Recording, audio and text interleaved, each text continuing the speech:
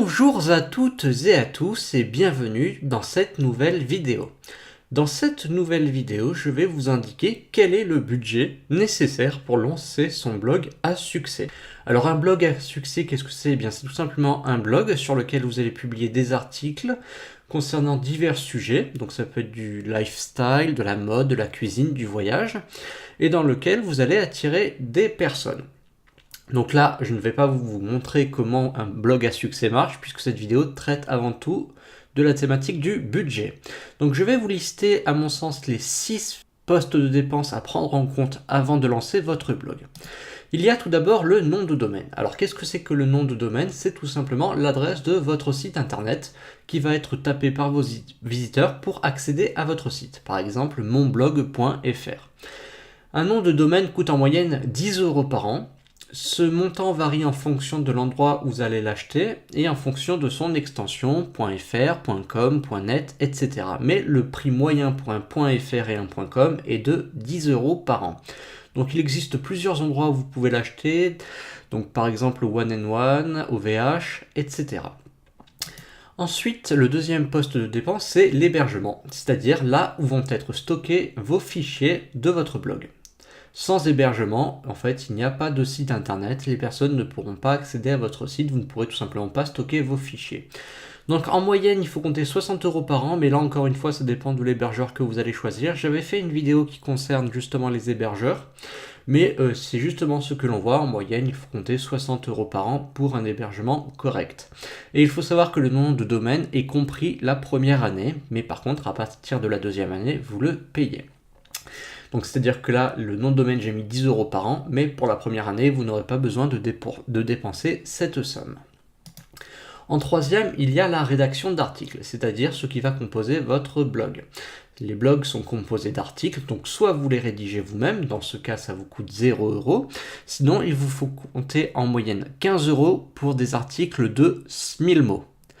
Donc après voilà, vous avez plusieurs plateformes de rédaction, qui vous propose donc divers tarifs, mais là encore, une fois, c'est le tarif moyen, à savoir 1,50 € les 100 mots.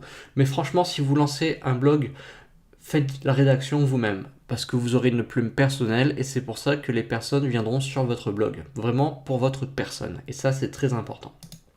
Ensuite, quatrième poste de dépense, c'est le référencement naturel. Qu'est-ce que c'est que le référencement naturel? C'est le fait de procéder à diverses optimisations, que ce soit en on-page ou en off-page, pour faire en sorte que votre site internet, que votre blog soit positionné le plus haut possible dans les résultats de moteurs de recherche comme Google. Quand une personne va taper par exemple dans Google Blog mode, eh bien si vous avez un blog qui concerne la mode, grâce au référencement naturel, vous allez pouvoir faire en sorte qu'il ressorte dans les premiers résultats.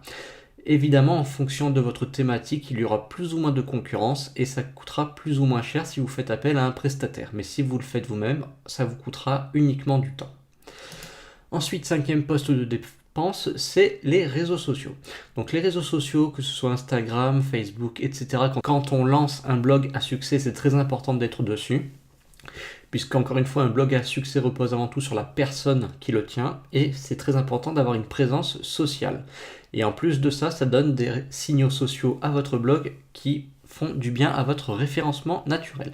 Donc ça coûte 0 €, il suffit donc d'ouvrir des pages sur ces réseaux sociaux et de les entretenir. Donc c'est très important de les entretenir. Vous pouvez donc soit les entretenir vous-même, ça vous coûtera donc 0 €, ou de faire appel à un community manager, dans quel cas ça vous coûtera de l'argent. Donc là je n'ai pas mis de tarif pour faire appel à un community manager, ça dépend beaucoup des offres, donc il n'y a pas de tarif standard. Et enfin, cinquième poste de dépense, c'est la solution de newsletter. Alors qu'est-ce que c'est que ça? C'est tout simplement le fait de récolter des emails de vos visiteurs pour leur envoyer des offres et de la publicité. En moyenne, ça coûte 10 € par mois. Donc je pense par exemple à Mailchimp. Donc Mailchimp est une excellente solution pour récolter des adresses mail et pour pouvoir envoyer des newsletters. Mais là encore une fois, attention à ne pas inonder vos visiteurs de newsletters, sans quoi vous serez reporté comme spammer et ça aura l'effet inverse. Donc voilà à mon sens les 6 postes de dépenses à prendre en compte quand on veut lancer son blog à succès. Il y en a sans doute d'autres, donc vous n'hésitez pas à mettre en commentaire s'il y a à votre sens d'autres postes de dépenses. Et si vous avez aimé cette vidéo, vous pouvez mettre un petit pouce vers le haut et vous abonner à la chaîne. Et moi je vais vous dire à très bientôt pour de nouvelles vidéos.